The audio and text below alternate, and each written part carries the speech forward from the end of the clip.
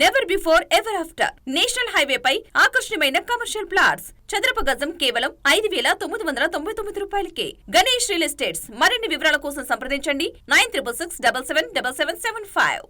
విశాఖ ఉక్కు పరిశ్రమను రక్షించాల్సిన బాధ్యత రాష్ట్ర ప్రభుత్వానిది. కానీ చంద్రబాబు సర్కారు నేతృత్వంలోని కూటమి ప్రభుత్వం దీనిపై ఉన్న మాటలు చేతలు ఒకలాగా లేవని పలువురు ఆరోపిస్తున్నారు.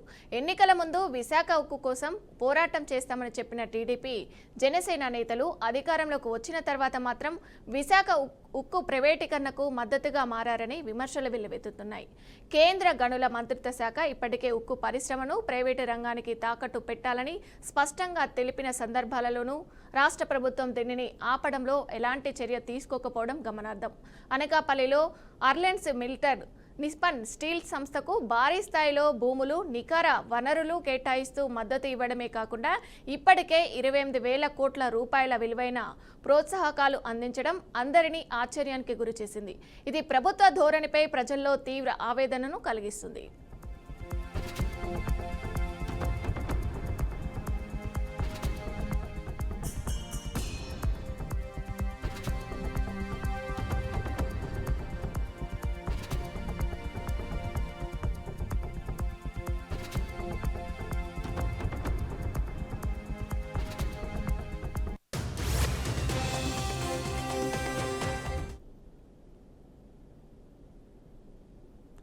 ఆర్సెలన్ మిట్టల్ సంస్థ గతంలో దక్షిణాఫ్రికాలో ప్లాంట్ నిర్మించినప్పుడు అక్కడి ప్రభుత్వాన్ని భారీ రాయితీల కోణంలో ఒత్తిడి చేయడం, చివరికి ప్రభుత్వం $82 మిలియన్ విలువైన సబ్సిడీలు ఇవ్వాల్సి వచ్చింది. ఇప్పుడు అదే వ్యూహం భారతదేశంలోనూ కనిపిస్తుంది. ప్రస్తుతం విశాఖ ఉక్కు ప్లాంట్ వద్ద మిట్టల్ సంస్థ ఏర్పాటు చేస్తున్న ప్రాజెక్టుకు కేంద్ర రాష్ట్ర ప్రభుత్వాలు మద్దతు గణనీయంగా ఉంది. సంస్థ ఒకవేళ కోరినన్ని రాయితీలు లేకపోతే ప్లాంట్ మూసివేస్తామని, భవిష్యత్తులో బెదిరించే అవకాశాలున్నాయని ప్రజా సంఘాలు, ఉద్యమకారులు హెచ్చరిస్తున్నారు. ఇది కేవలం పెట్టుబడిదారులకు మాత్రమే కాకుండా ప్రజల జీవనోపాధికి, పర్యావరణానికి కూడా పెనుముప్పుగా మారే అవకాశం ఉందని విశ్లేషకులు అంటున్నారు.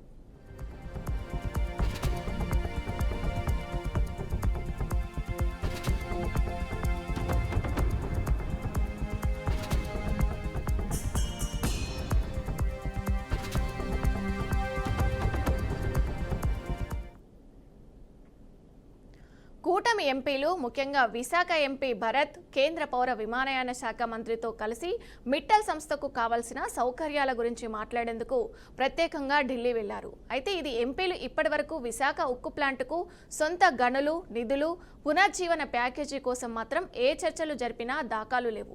ప్రజల ఆందోళనలు, ఉద్యోగుల నిరసనలు, రాజకీయ పార్టీలు అడిగిన డిమాండ్లను పట్టించుకోకుండా కూటమి ప్రభుత్వం మిట్టల్ సంస్థ కోసమే ఎక్కువ ఆసక్తి చూపుతుందని విశ్లేషకులు హెచ్చరిస్తున్నారు. దీనిపై ప్రజా సంఘాలు తీవ్ర ఆగ్రహం వ్యక్తం చేస్తున్నారు. ఈఏఎస్ శర్మ వంటి కేంద్ర ప్రభుత్వ మాజీ కార్యదర్శులు కూడా ఇప్పటికైనా ప్రభుత్వం కళ్ళు తెరుచుకొని విశాఖ ఉక్కుకు 30,000 కోట్ల రూపాయల నిధులు కేటాయించి పరిశ్రమను నిలబెట్టాలని సూచిస్తున్నారు.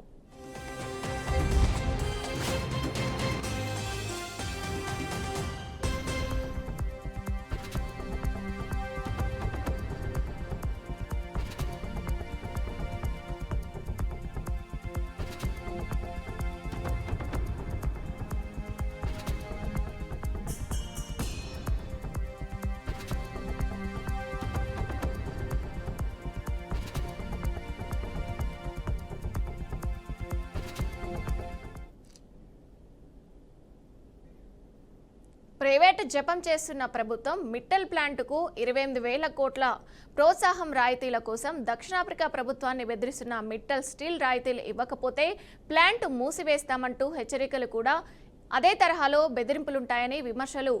విశాఖ ఉక్కు పరిరక్షణ సంఘాలు ఆగ్రహం వ్యక్తం చేస్తున్నాయి. ఇక ఇదే విషయంపై మరింత సమాచారాన్ని మా ప్రతినిధి నాగకిషోర్ అందిస్తారు. నాగకిషోర్, చెప్పండి. విశాఖ ఉక్కు పరిశ్రమకు సంబంధించి గత ప్రభుత్వం ఏదైతే ఉందో వైసీపీ హయాంలో దీన్ని ప్రైవేటీకరణ చేస్తామని చెప్పి సెంట్రల్ గవర్నమెంట్ ప్రకటించడం జరిగింది.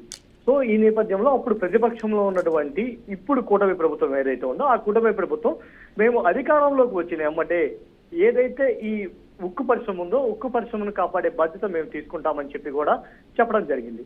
సో ఈ నేపథ్యంలో కూటమి ప్రభుత్వం వచ్చేసి సంవత్సరం గడుస్తున్నప్పటికీ కూడా విశాఖ ఉక్కును మాటలతోటి కాలయాపన చేస్తుందంటూ కూడా విశాఖ ఉక్కు పరిరక్షణకు సంబంధించినటువంటి ఎవరైతే ఆందోళనకారులు ఉన్నారో వాళ్ళందరూ కూడా ఆందోళన చేస్తున్న పరిస్థితి ఉంది. ఇప్పుడున్న పరిస్థితుల్లో 11,500 కోట్లు ఏదైతే కూటమి ప్రభుత్వం విశాఖ ఉక్కుకు కేటాయించాము, దాన్ని మేము కాపాడుతామని చెప్పి మాటలు చెప్తూ ఉన్నాయో ఈ మాటలన్నీ కూడా మాటల వరకే పరిమితమైన తెప్పించి ఎక్కడా కూడా నిధులు కేటాయించలేదు. ఇప్పుడున్న పరిస్థితిలో ఈ విశాఖ ఉక్కును ఆర్సెలర్ మిట్టల్ సంస్థకు అప్పచెప్పడానికి కూడా కూటమి ప్రభుత్వం ప్రయత్నిస్తుందని కూడా ఒక విమర్శలు వస్తా ఉన్నాయి. ఈ నేపథ్యంలోనే అక్కడ ఏదైతే విమర్శలు వస్తాయో ఆ విమర్శలకు బలం చేకూరుస్తూ కూడా ఇప్పుడు జరుగుతున్నటువంటి పార్లమెంట్ సమావేశాల్లో ఆర్థిక శాఖ సహాయ మంత్రి ఎవరైతే ఉన్నారో వారు లిఖితపూర్వకంగా ఇవ్వడం జరిగింది. ఏదైతే విశాఖ ఉక్కు ఉందో విశాఖ ఉక్కు ఖచ్చితంగా ప్రైవేటీకరణ జరుగుతుంది, విశాఖ ఉక్కుకి ఎటువంటి నిధులు ఇచ్చే పరిస్థితుల్లో మేము లేమని చెప్పి కూడా వాళ్ళు చెప్పడం జరిగింది. సో ఈ నేపథ్యంలోనే ఆర్సెలర్ మిట్టల్ సంస్థకు ఇక్కడ కొన్ని వేల ఎకరాల భూములు కేటాయించడం, అదేవిధంగా రాయితీల రూపంలో ఇప్పటికే 28,000 కోట్లు ఇచ్చారని కూడా విమర్శలు వస్తా ఉన్నాయి. అవేవి కూడా పట్టించుకోకుండా కూటమి ప్రభుత్వం ముందుకు వెళ్తా ఉంది. ఈ ఆర్సెలర్ మిట్టల్ సంస్థ ఏదైతే ఉందో ఆ సంస్థకు సంబంధించినటువంటి పూర్వాపరాలను పరిశీలించినట్లయితే అది గతంలో సౌత్ ఆఫ్రికాలో ఇలానే కంపెనీని ఏర్పాటు చేసి అక్కడ కంపెనీని స్థాపించాక అక్కడ ప్రభుత్వాన్ని బ్లాక్ మెయిల్ చేసిందని కూడా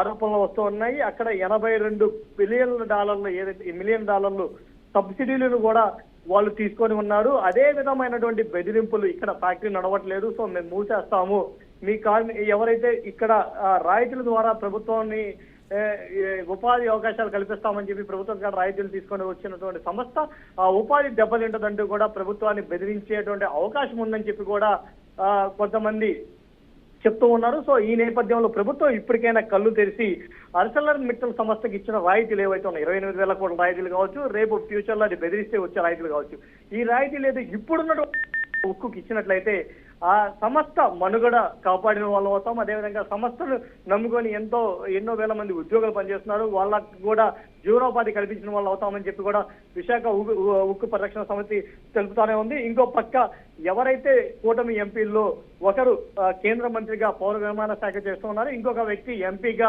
అటు చంద్రబాబు నాయుడికి దగ్గరగా బాలకృష్ణ విజ్ఞంకుడిగా ఉన్నారు. అతను కూడా అక్కడ విశాఖ ఉక్కు సంబంధించి దాన్ని కాపాడదామని చెప్పి ఎలక్షన్ హామీగా కూడా చెప్పడం జరిగింది. సో ఈ నేపథ్యంలోనే అతను ఏమీ చేయకపోవడంతో గతంలో అతను పర్యటన చేస్తున్న నేపథ్యంలో భారత్ పర్యటనలో విశాఖ ఉక్కు కూడా ఆయన్ని చుట్టుముట్టేసి మీరు ఏమీ కూడా సెంట్రల్ గవర్నమెంట్ నుంచి ఎటువంటి హామీని కూడా తీసుకురావట్లేదని చెప్పి అతను చుట్టుముట్టిన నేపథ్యాన్ని కూడా మనం పరిశీలించవచ్చు. సో ఇప్పుడు కూడా వాళ్ళు ఏదైతే కేంద్ర మంత్రి రామ్మోహన్ నాయుడు కావచ్చు, అదేవిధంగా ఇటు ఎంపీ భరత్ కావచ్చు, వీళ్ళు ఆర్సెలర్ మిట్టల్కి సంబంధించి ఢిల్లీలో స్వయంగా వీళ్ళే తీసుకువెళ్ళి అక్కడ వాళ్ళకి ఏదన్నా సంబంధించినటువంటి ఏమైనా ఫైల్స్ ఉంటే కూడా అవన్నీ కూడా దగ్గర నుంచి చేస్తున్నారన్నటువంటి విమర్శలు కూడా వస్తున్నాయి. కూటమి ప్రభుత్వం ఏదైతే విశాఖ ఉక్కుని కాపాడతానని చెప్తుందో అవి మాటలకే పరిమితం అవుతున్నాయి తప్పించి ఆ విశాఖ ఉక్కుని కాపాడడానికి ఎటువంటి చర్యలు తీసుకోవట్లేదు. ఇటు ఎంపీ కానీ కేంద్ర మంత్రి కానీ ఆర్సెలర్ మిట్టల్ సంస్థకే సహాయాలు అందిస్తున్నారని చెప్పి కూడా విమర్శిస్తున్నారు. ఈ విమర్శలు వస్తున్న నేపథ్యంలో ఇప్పటికైనా సరే అటు కూటమి ప్రభుత్వం తరఫున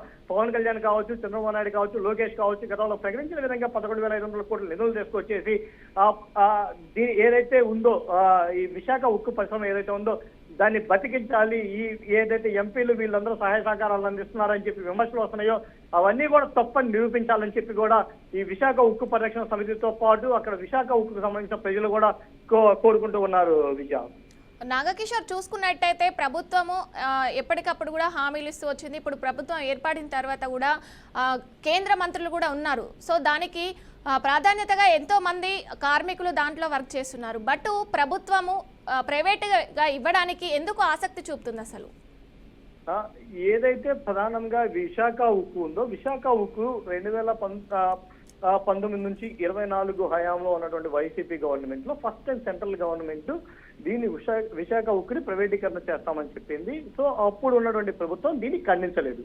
బట్ అప్పుడు ప్రతిపక్షంలో ఉన్నటువంటి ఏదైతే కూటమి ప్రభుత్వం ఉందంటే పవన్ కళ్యాణ్ కావచ్చు, చంద్రబాబు నాయుడు కావచ్చు, విశాఖ ఉక్కుకు సపోర్ట్ గా మేము ఉంటాము, మేము నిలబడతాము, ఖచ్చితంగా విశాఖ ఉక్కుని కాపాడతామని చెప్పి పదే చెప్పడం జరిగింది. అక్కడ చేస్తున్నటువంటి ఎవరైతే విశాఖ ఉక్కు పరిరక్షణ సమితి వాళ్ళు ధర్నాలు వాటికన్నిటికీ కూడా సంఘీభావం తెలపడం జరిగింది. ఇటు తెలుగుదేశం పార్టీ అధ్యక్షుడు కావచ్చు, అదేవిధంగా విశాఖ టీడీపీ నాయకులు కూడా ధర్నాలో పార్టిసిపేట్ చేయడం జరిగింది.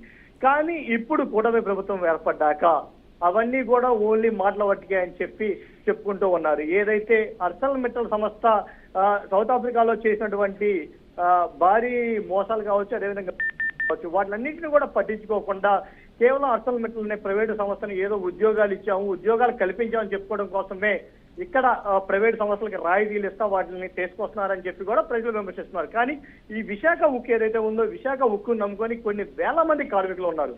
సో మీరు ఇచ్చే ఉపాధి, జీవనోపాధి ఏదైతే ఉందో అది ఇక్కడ ఈ కార్మికులకు కూడా ఇచ్చినట్లు అవుతుంది. సో విశాఖ ఉక్కు మీద ఫైట్ చేయండి అని చెప్పి కూడా చెప్పడం జరిగింది. సో ఈ నేపథ్యంలోనే కూటమి ప్రభుత్వం ఏర్పడ్డాక ఏదైతే ఉక్కు శాఖ మంత్రి ఎవరైతే ఉన్నారో కుమారస్వామిని కూడా తీసుకొచ్చి ఇక్కడ పరిశీలించడం జరిగింది. విశాఖ ఉక్కుని ప్రైవేటీకరణ చేయమని చెప్పి కూడా చెప్పించడం జరిగింది. కానీ అవన్నీ కూడా మాటలకే పరిమితం అయ్యాయి తప్పించి ఇప్పుడున్న పరిస్థితులు చూసినట్లయితే అర్సెల్ మిట్టల్కి ఇస్తున్నటువంటి రాయితీలు కావచ్చు, భూముల కేటాయింపు కావచ్చు, అదేవిధంగా కేంద్ర మంత్రులు, ఎంపీ కూడా వాళ్ళతో పాటు చట్టపట్టాలు వేసుకొని ఢిల్లీలో జరుగుతున్నటువంటి పరిణామాలు కావచ్చు, వీటిలన్నిటి నేపథ్యంలో ఈ విశాఖ ఉక్కు అనేది కూడా కాపాడుతామని ప్రభుత్వం చెప్తున్నప్పటికీ కూడా అది మాటలకే పరిమితం అవుతుంది కానీ అది చేతుల వరకు కూడా వెళ్ళట్లేదు.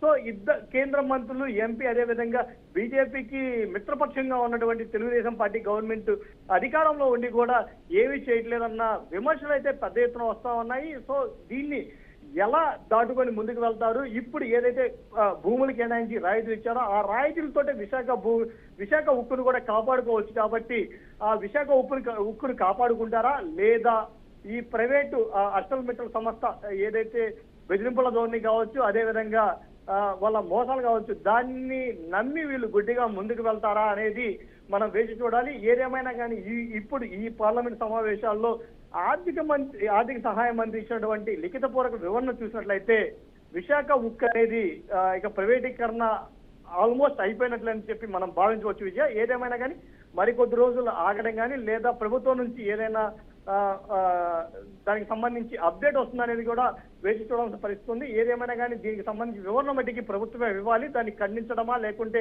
ప్రైవేటీకరణ చేస్తున్నామని చెప్పడం అనేది ఏదైనా కానీ నిర్ణయం తీసుకోవాల్సిన ప్రభుత్వమే. కాబట్టి మరికొద్ది రోజుల్లో ఏదో ఒకటి క్లియర్ అప్డేట్ అయితే వచ్చే అవకాశం ఉంది. Vijaya, okay, right, thank you Nagakishore.